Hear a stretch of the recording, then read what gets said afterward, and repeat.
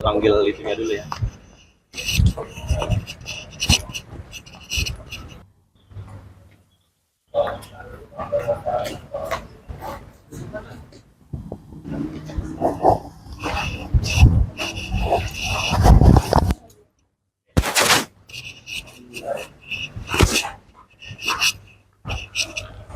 Jangan dari sini bang.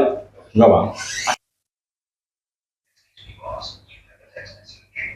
Agenda hari ini kami sudah melakukan monitoring atas proses penanganan perkara di tingkat kejaksaan. Karena sebagaimana kami informasikan yang lalu, berkas sudah dilimpahkan tahap 1 di kejaksaan. Untuk itu, kedatangan kami ke sini untuk memastikan apakah berkas itu sudah dilakukan penelitian oleh tim kejaksaan atau tidak. Dan yang kedua, kami ada menambahkan bukti tambahan terhadap anak korban ini. Karena dari bukti awal itu hanya didapat bukti-bukti luka-luka memar gitu, dan dikarenakan anak korban ini mengalami batuk-batuk, di akhir itu kami memutuskan dari orang tua untuk melakukan ronsen, ini pemeriksaan luka dalam. Jadi berdasarkan hasil ronsen itu kami sudah mendapatkan informasi bahwa anak korban khususnya yang berusia 2 tahun mengalami fenomenia dan skoliosis.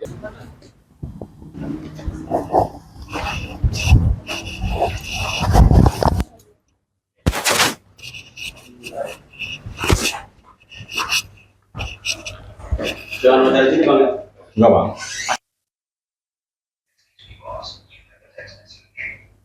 Skoliosis itu fenomena itu ada radang paru-paru di anak korban ini. Jadi atas bukti itu kami koordinasi dengan jaksa untuk ditambahkan sebagai barang bukti, karena kami meyakini dengan ada bukti tambahan ini pelaku ini telah melakukan penganiayaan yang mengakibatkan luka berat dan ancaman hukumannya bisa maksimal 5 tahun. Artinya gini bang, ada perubahan pasal-pasal di sana bang ya? Kalau pasal-pasal saat ini tidak ada perubahan, karena di pasal itu kan ada 2 pasal, 80 ayat 1 dan ayat 2, yang mana yang ayat 1 itu mengakibatkan luka ringan dan yang ayat 2 itu mengakibatkan luka berat.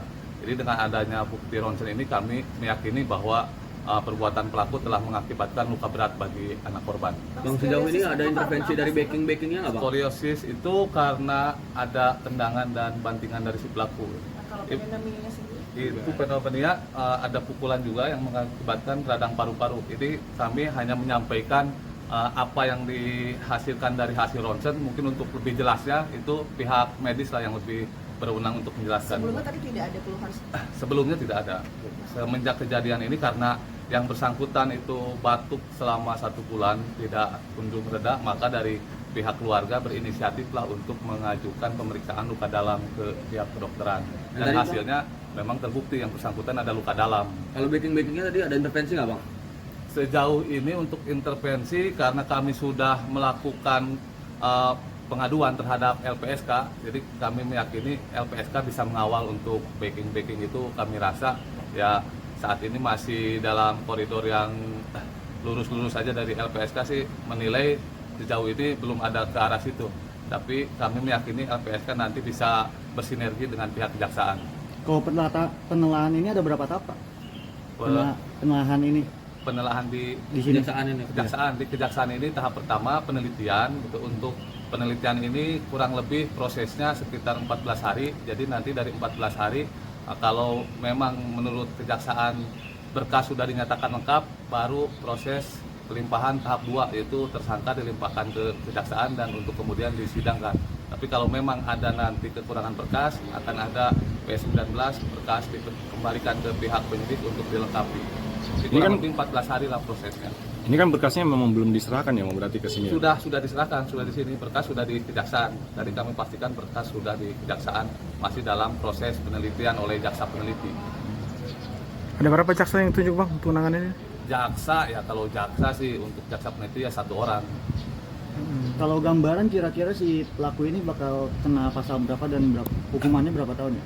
Kalau berdasarkan bukti yang kami miliki saat ini, seharusnya pelaku bisa dikenakan pasal yang mengakibatkan luka berat gitu, dengan adanya luka dalam ini, pasal 80 ayat 2 di Undang-Undang Perlindungan Anak. Ancamannya bang? Ancamannya 5 tahun penjara.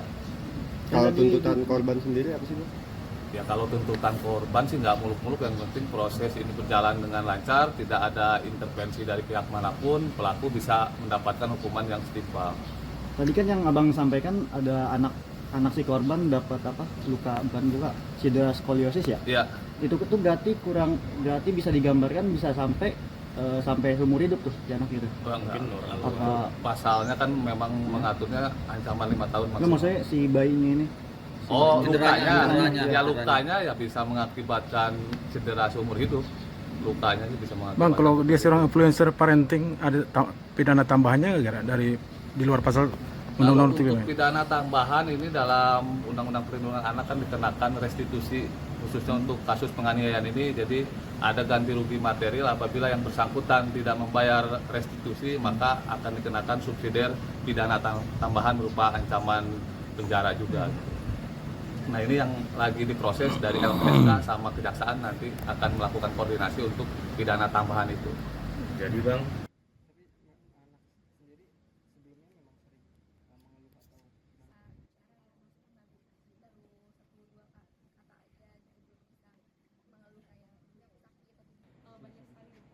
Akhirnya dokter juga menyarankan untuk tes TBC gitu kan, tes Mantoux. Nah, sekarang ini masih proses observasi.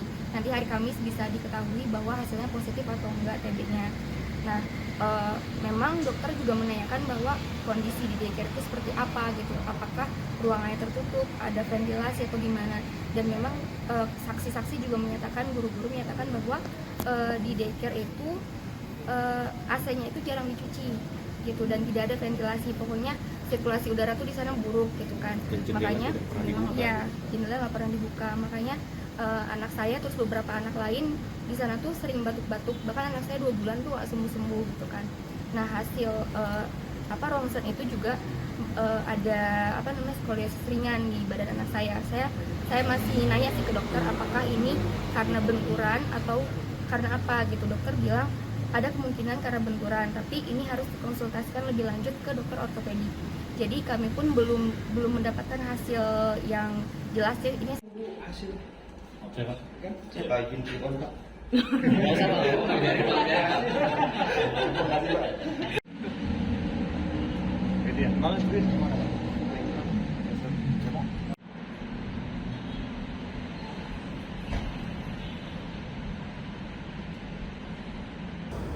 Jadi kasus Vincent School ini kan kalau pelaku kan memang sudah kita tahan. Kita tinggal melengkapi alat bukti yang digunakan nanti untuk pemberkasan. Nah, sejauh ini visum sudah keluar, tapi memang yang berhak untuk menjelaskan lebih rincinya itu dokter ya. Tapi kita lihat sekilas ada memar dari korban. Sedangkan visum psikiatrikum kepada korban yang usianya di atas 1 tahun ini sedang kita ajukan, nanti akan dilakukan pemeriksaan kepada korban. Nah, kita juga melihat bahwa ini dari video yang kita lihat, perbuatannya ini adalah perbuatan yang bukan sekali tapi perbuatan berulang. Sehingga dengan perbuatan berulang ini maka si pelaku kita jerat dengan pasal berulang untuk supaya dia dapat ancaman hukuman yang lebih tinggi. Ini pemberkasan masih kalau perpanjangan penahanan sudah ya. Perpanjangan penahanan sudah. Ya.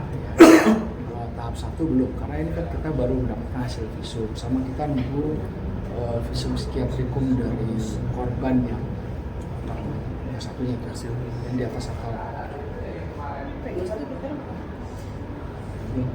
Kan masih proses ya, tahap 1 aja belum. Kan kalau penahanan itu kan penahanan pertama 20 hari, diperpanjangnya 40 hari. Kan ini kan nanti proses, nanti jaksa lah yang menentukan kedua satunya kapan. Kita kan hanya membuka alat bukti dan mengirim berkasnya ke sana. Dari kejaksaan saha yang ngomong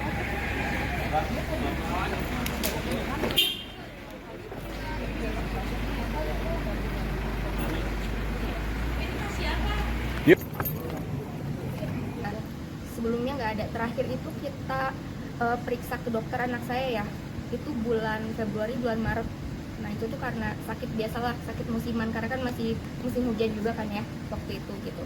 Nah terus kita cek lagi ke dokter tuh tanggal 12 Juni itu setelah sesaat kasus pemukulan itu kan. Nah 12 Juni di situ anak saya ada demam, batuk, pilek sama memar-memar tuh badannya. Nah dari saat itu tuh sampai sekarang batuknya tuh nggak sembuh-sembuh gitu. Makanya kita curiga kenapa anak saya ketika dia mulai di daycare itu batuk terus gitu kan.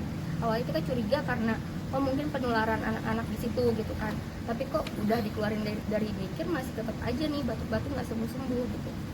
Yang untuk dialisis sendiri terlihat apa?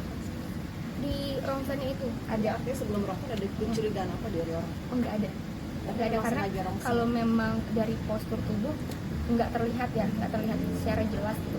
Jadi postur rongsennya itu di paru-parunya terlihat ada skoliosis ringan juga.